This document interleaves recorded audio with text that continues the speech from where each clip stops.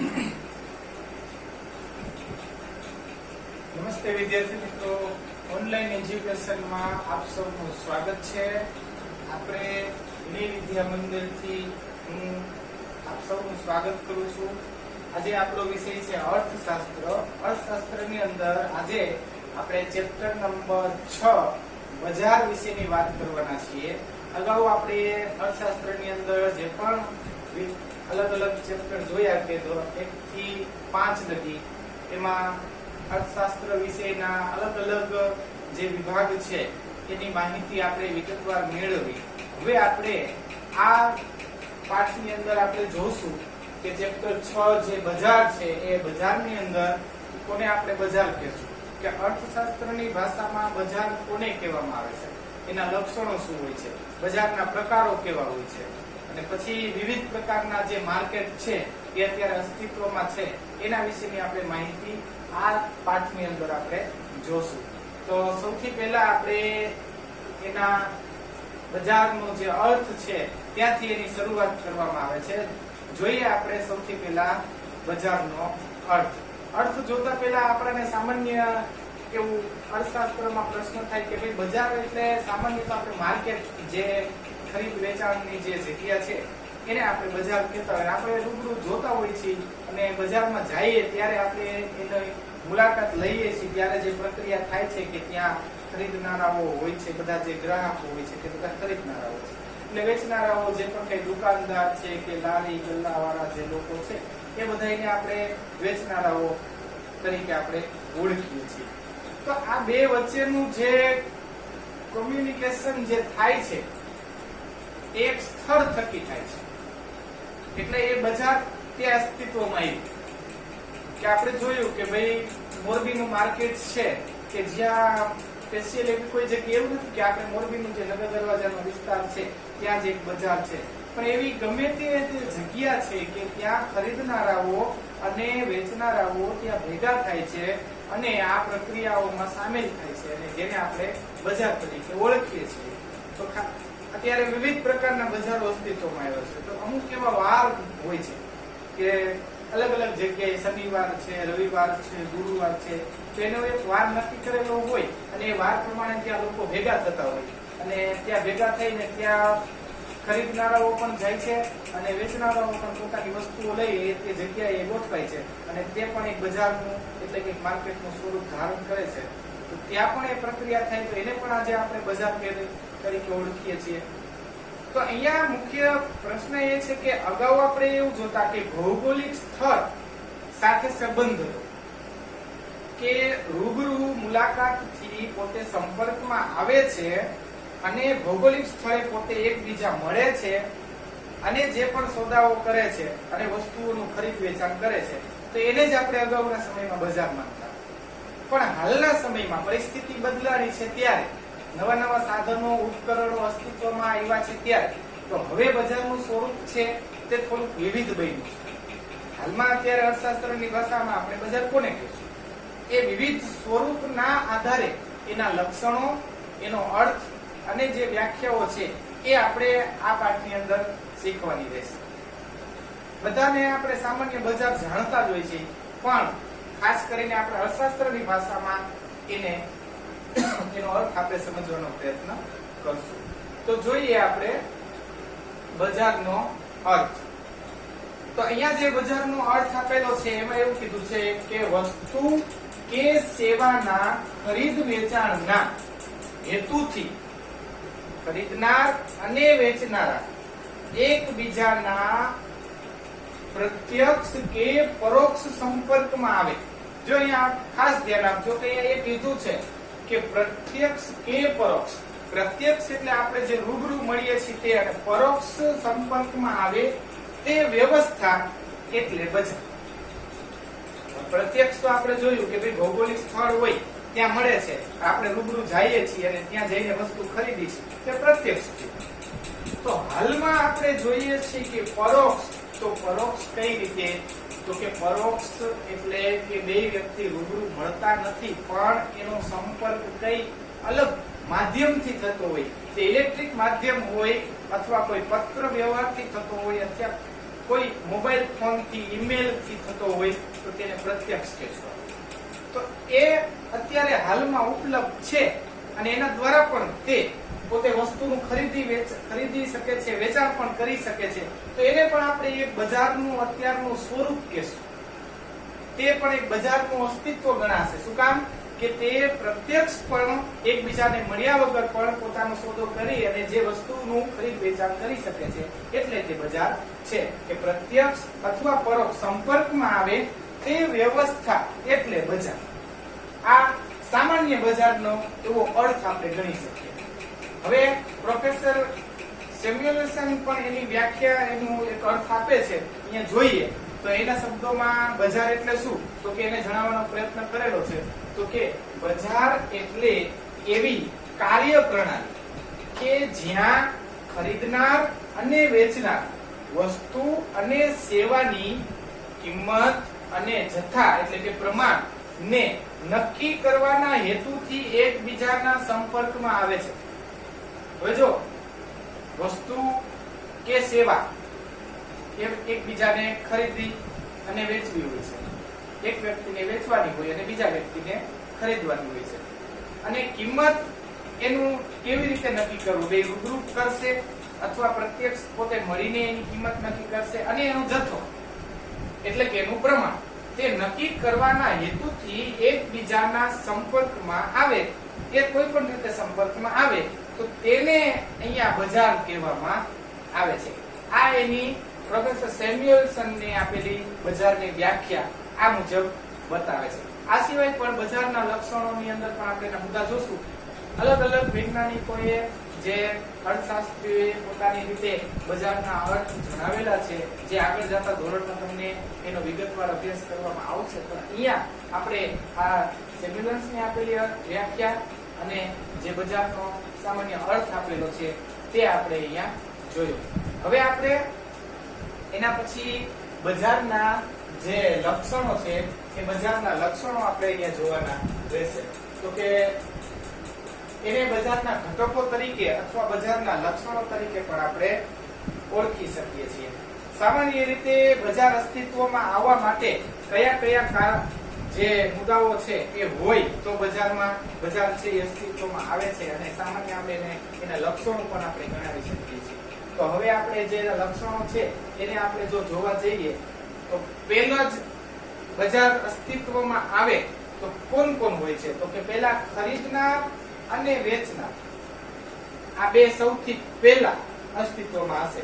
તો કે બે વ્યક્તિ પહેલા હોવા જોઈએ. એક ખરીદનાર હોવું જોઈએ અને બીજો વ્યક્તિ તો કે એક વેચનાર વ્યક્તિ પણ સામે હોવા જોઈએ. તો જ બજાર છે એ અસ્તિત્વમાં આવશે. હવે આ બે વ્યક્તિ છે એ એકને પોતે જે વસ્તુ ખરીદવા જઈ રહ્યા છે એ સારી ક્વોલિટીની મળે, ઉચ્ચ ગુણવત્તાવાળી મળે એવો હેતુ હોય છે. અને સામે જે વેચનાર છે એનો હેતુ શું હોય છે કે એને જે પણ કાંઈ વસ્તુ કે સેવા વેચવાની છે એમાંથી એને વધુમાં વધુ નફો કમાવાનો હેતુ હોય છે. એટલા માટે તે આ બજારમાં અસ્તિત્વમાં પોતાની વસ્તુ છે એ મૂકે છે કે જેથી કરીને એ વસ્તુ વેચીને તે સારો એવો નફો તે કમાઈ શકે. તો કે ખરીદનાર અને વેચનાર આ બેનો હેતુ હોય છે.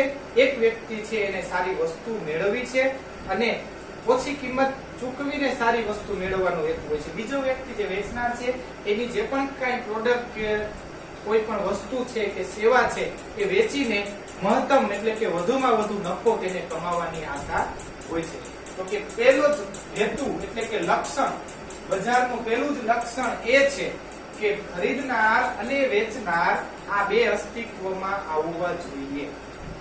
એના પછી જોઈએ તો બીજું લક્ષણ છે વસ્તુઓ કે સેવાઓ. વ્યક્તિ હોય, વેચનાર પણ હોય, ખરીદનાર પણ હોય, વેચનાર પણ હોય, પણ વસ્તુ જો ઉપલબ્ધમાં ન હોય તો તેનેથી તે બજારનો હેતુ છે એ સિદ્ધ થતો નથી. એટલે કે બીજો જે લક્ષણ છે તે વસ્તુઓ કે સેવાઓ એ હોવી જોઈએ. જે પણ કઈ પ્રોડક્ટ છે એ વેચનાર ખરીદનાર એ બજારમાં મૂકે છે અને મહત્તમ નફાની આશાએ તે વસ્તુની કિંમત છે એ નક્કી કરશે અને પછી તેનાથી તે વસ્તુ છે એ વેચવા માટે ઉપલબ્ધ હશે. એ બજારમાં ઉપલબ્ધ હશે એટલે વ્યક્તિઓ તે વસ્તુને ખરીદવા માટે તૈયાર થાય છે. એટલે બીજો મુદ્દો એ છે કે વસ્તુઓ કે સેવાઓ છે એ અસ્તિત્વમાં હોવી જોઈએ, તો જ તે વેચવા માટે સક્ષમ થશે.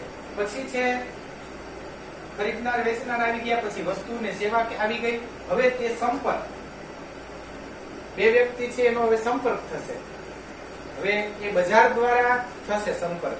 જે એ પ્રોસેસ થાય છે એને જ આપણે માર્કેટ અને બજાર તરીકે ઓળખીએ છીએ. હવે એ અત્યારના આધુનિક સમયમાં એના પ્રકારો સંપર્ક છે એ કઈ રીતે થશે, તો કે અત્યારે એના બે પ્રકાર આપણે અહીંયા જોઈ શકીએ છીએ. એક ટેલી શોપિંગ છે અને બીજું ઓનલાઈન શોપિંગ છે. તો ટેલી શોપિંગ દ્વારા પણ થઈ શકે છે અને ઓનલાઈન દ્વારા પણ થઈ શકે છે. તો કે ટેલી શોપિંગ ની અંદર આપણે જોઈએ છીએ કે ટેલી શોપિંગ ની અંદર મોબાઈલ દ્વારા અત્યારે આપણે ટીવી માં એવી કેટલી બધી બજારો જોઈએ છીએ કે વસ્તુ પ્રોડક્ટ છે એ બતાડતા હોય છે કે અત્યારે તમે ફોન કરી અને આ વસ્તુ છે એને તમે મંગાવી શકો છો, અથવા તમે એની કિંમત ચૂકવી અને તમે એને ઓર્ડર કરી શકો છો. અને ઓનલાઈન શોપિંગ ની અંદર અલગ અલગ પ્રકારની એવી એમેઝોન થી લઈને ફ્લિપકાર્ટ થી લઈને કે બીજી એવી કેટલી શોપક્લૂઝ ની આવી અલગ અલગ પ્રકારની ઓનલાઈન શોપિંગ ની વેબસાઇટો છે. એની અંદર તમે વસ્તુઓ છે એ પ્રોડક્ટ સેવા કે જે પણ કઈ વસ્તુ છે એને તમે ઓનલાઈન ઓર્ડર કરી શકો છો અને તેને તે મેળવી શકો છો. તો આ અત્યારના લેટેસ્ટ બજાર છે. એ બજાર દ્વારા તમે આ વસ્તુઓ છે એ મેળવી શકો છો. તો આપણે સંપર્ક થાય છે. સંપર્કની અંદર વ્યક્તિ રૂબરૂ કોઈ ભૌગોલિક સ્થળે પણ મળી શકે છે, એના દ્વારા પણ તે વસ્તુનું ખરીદી વેચાણ કરી શકે છે, અથવા ટેલી શોપિંગ દ્વારા પણ પોતે ફોન દ્વારા પણ પોતે વસ્તુઓ સેવાઓ લે અને વેચી શકે છે. અને ઓનલાઈન શોપિંગ જેમાં અમુક એવી વેબસાઇટના માધ્યમથી પણ આ અત્યારે શક્ય બન્યું છે. તો સંપર્ક છે એને આપણે બે જોયું, ટેલી શોપિંગ અને ઓનલાઈન શોપિંગ. આ સિવાય છે ચોથું જે લક્ષણ છે, જે પણ કાંઈ વસ્તુ આપણે વેચવા જઈ રહ્યા છીએ અથવા જે વ્યક્તિ ખરીદવા જઈ રહ્યા છીએ તેની એક ચોક્કસ કિંમત નક્કી હોવી જોઈએ, તો જ એ બજારમાં વેચવા માટે મુકાશે. શું કામ કે જ્યારે વસ્તુ એ બજારમાં મુકાશે ત્યારે એની કિંમત કેટલી છે એ કિંમત વ્યક્તિ પહેલા જાણશે, પછી તે ખરીદવા પ્રેરાશે. તો ચોક્કસ સમયે વસ્તુ કે સેવાની કિંમત નક્કી થયેલ હોવી જોઈએ. આ લક્ષણ અગત્યનું છે. જો એ વસ્તુની કિંમત જ નક્કી નહીં હોય તો એ વસ્તુ છે એ ઘણીવાર આપણે એને વેચવા માટે મૂકી શકતા નથી. અગાઉ આપણે માંગ અને પુરવઠા અને જથ્થો જ્યારે આપણે સમજાતા ત્યારે આપણે જોયું હતું કે જ્યારે વસ્તુ વેચવા માટે મુકાય છે ત્યારે ચોક્કસ સમયે એની કિંમત સમય પ્રમાણે જો કિંમતોમાં બદલાવ આવે, કાલની રોજની બજાર હોય એને અલગ અલગ ભાવ હોઈ શકે છે. એટલે અહીંયા એ શબ્દ ચોક્કસ વાપરે છે કે ચોક્કસ સમયે વસ્તુ કે સેવાની કિંમત નક્કી થયેલ હોવી જોઈએ, તો જ એ એનું લક્ષણ ગણાશે. નકર કિંમત જ નક્કી ન હોય તો આપણે એને યોગ્ય સમયે યોગ્ય કિંમતે વેચી શકતા નથી. એટલા માટે ચોક્કસ સમયે વસ્તુ કે સેવાની કિંમત નક્કી થયેલી હોવી જોઈએ. એટલે આ એનું ચોથું લક્ષણ ગણાશે. હવે છેલ્લું અને પાંચમું લક્ષણ છે તો કે બજાર સ્થિતિ અંગેની જાણકારી. હવે જો ગ્રાહકો છે એને હંમેશા આપણે એવું માની લેતા હોય કે ગ્રાહકોને બજારની સ્થિતિ વિશેની હંમેશા જાણકારી હોય છે કે જે પણ કાંઈ વસ્તુઓ છે એ બજારમાં વેચાય છે એની હાલમાં શું ભાવ ચાલે છે, એની કિંમત શું છે અને અન્ય સ્થળે પણ એની કિંમત શું છે. તો એવી જ રીતે જે વેચનાર છે એ વ્યક્તિને પણ એની જાણકારી હોય જ છે. એટલે જો આ બેયને જાણકારી હોય એટલે જે કિંમતે વસ્તુ ખરેખર વેચાવી જોઈએ એ જ કિંમતે આપણે બજારમાં વેચાતી જોવા જોઈએ. શું કામ કે ઘણીવાર એનો કોઈ ગેરલાભ ન ઉઠાવી શકે, અથવા કોઈ ફુગાવાની સ્થિતિ હોય, અથવા કોઈ એવી સમસ્યા ઉત્પન્ન થઈ, કુદરતી આપત્તિ આવી હોય ત્યારે એ જે પણ કઈ બજારની સ્થિતિ છે એની જાણકારી. આ મુદ્દો અત્યારે આપણે હાલમાં સમજીએ ને તો અત્યારે હાલની બજારની સ્થિતિ છે એના વિશે લોકો કેટલા જાણકાર રહે છે એનું તમે લાઈવ ઉદાહરણ તમે અત્યારે જોઈ શકો છો. અત્યારે વિવિધ વસ્તુઓ છે બજારમાં. અત્યારે આ મહામારી વચ્ચે જો લોકોની જરૂરિયાતની ચીજ વસ્તુઓ છે એની કિંમત એકદમ વધી ગઈ તો તરત જ વ્યક્તિઓ છે અને બજાર વિશેનું ઓટોમેટિક જ્ઞાન આવી જશે. એ લોકો પણ બધે જાણ કરશે કે ભાઈ અત્યારે આ વસ્તુની કિંમત કેટલી ચાલી રહી છે. તો અત્યારે તમે જુઓ કે નારિયેળના ભાવ છે કે એકદમ વધી ગયા, કે એની માંગ એકદમ વધી, તો તરત જ એની કિંમત છે એકદમ આસમાને પહોંચી ગઈ કે જે વસ્તુ છે એ 20 રૂપિયા કે 30 રૂપિયાનું મળતું એ અત્યારે એક જ ગાયે 70, 80 ને 90 સુધી પહોંચી ગયું છે. છતાં લોકો છે એ બજારમાં જાણશે, પૂછશે કે ભાઈ અત્યારે આ વસ્તુની કિંમત કેટલી ચાલે, તો એ બધે પૂછશે તો એને ખબર પડશે. એટલે એ જ બજાર વિશેનું જ્ઞાન છે, બજાર અંગેની જાણકારી છે કે ભાઈ એક બે જગ્યાએ પૂછવું કે ભાઈ અહીંયા 70 રૂપિયા નારિયેળના છે કે અહીંયા 70 છે, 50, 60, 70 નાનું નારિયેળ, મોટું આના આટલા છે, તે તરત જ એની જાણકારી મળી જાય. એ જ રીતે અત્યારે જે સંતરાની કિંમત છે કે અત્યારે લોકોને ખાસ કરીને ઇમ્યુનિટી વધારવા માટે રોગનું જે પણ કઈ પોતાને કોરોનાના દર્દીઓ છે એને પીવડાવવા માટે પણ એની જરૂર હોય તો કે એકદમ માંગ હોયથી તો એકદમ એના ભાવ પણ વધ્યા. તો કે એક બાચકાની કિંમત આપણે જાણીએ તો કે 1200-1300 સુધી પહોંચી ગઈ. અને 1200-1300 સુધી પહોંચી ગઈ તો તરત જ વ્યક્તિઓ છે જો ખરીદે છે, બજારમાં પૂછે. એમને તો કોઈ જે વસ્તુની અગાઉના સમયમાં ગયા વર્ષે એની કિંમત આપણે જાણીએ તો કે ગયા વર્ષે એની કિંમત 300 થી 400 રૂપિયા હતી. એ 300 થી 400 રૂપિયા વાળી વસ્તુની કિંમત જ્યારે આપણે જોઈએ કે 1200 થી 1300 સુધી જો પહોંચી જતી હોય તો તરત જ વ્યક્તિઓ છે એની બજાર કિંમત જાણવાનો પૂરો પ્રયત્ન કરશે કે ભાઈ અત્યારે શું ચાલે. 2-3 જગ્યાએ પૂછશે તો કે આ જાણકારી મેળવ્યા પછી જ તે વસ્તુ ખરીદે છે. અને જે વેચનાર વ્યક્તિ છે એને પણ ખબર હોય કે ભાઈ અત્યારે બજારમાં જે ભાવ છે એ કેટલા ચાલી રહ્યા છે અને એ પ્રમાણે તે વસ્તુ વેચવાનો પૂરો પ્રયત્ન કરતા હોય છે. તો કે આ રીતે આપણે જોઈ શકીએ છીએ કે જે ચેપ્ટર નંબર 6 બજાર છે એના વિવિધ લક્ષણો પણ આપણે જોયા, એનો અર્થ જોઈ અને એની વ્યાખ્યા જોઈ. હવે પછી આપણે જે બજારનું વર્ગીકરણ છે એ વર્ગીકરણને આના પછીના એટલે કે નેક્સ્ટ વિડીયોમાં આપણે એને બજારનું વર્ગીકરણ છે તે આપણે જોશું.